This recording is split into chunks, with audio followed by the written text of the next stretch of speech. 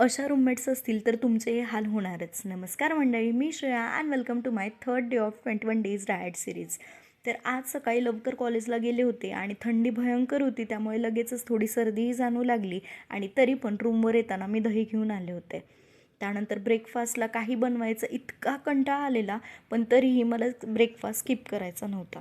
रात्री मूग भिजत घातले होते, पण आता त्याचं काय करत बसणार म्हणून ते तसेच पाणी चेंज करून ठेवून दिले आणि पोह्याचं काहीतरी बनवूया म्हणलं.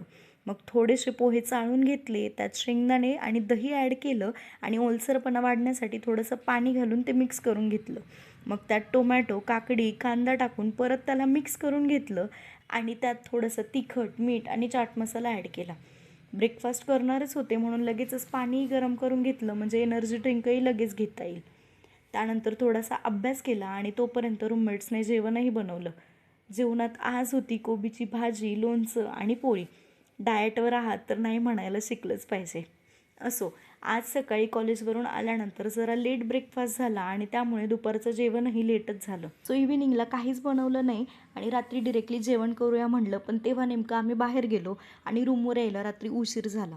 मग उशिरा जेवण करायची इच्छा तर नव्हती, कारण मी ठरवलं होतं की लेट मी जेवणार नाही.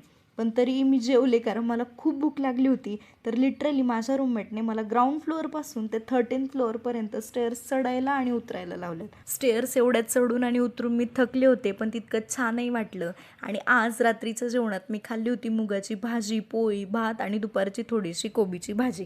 आणि असा गेला माझा आजचा दिवस. माझी डाएट जर्नी तुम्हाला फॉलो करायची असेल तर मला सबस्क्राईब करायला विसरू नका. Thanks for watching. Okay, bye.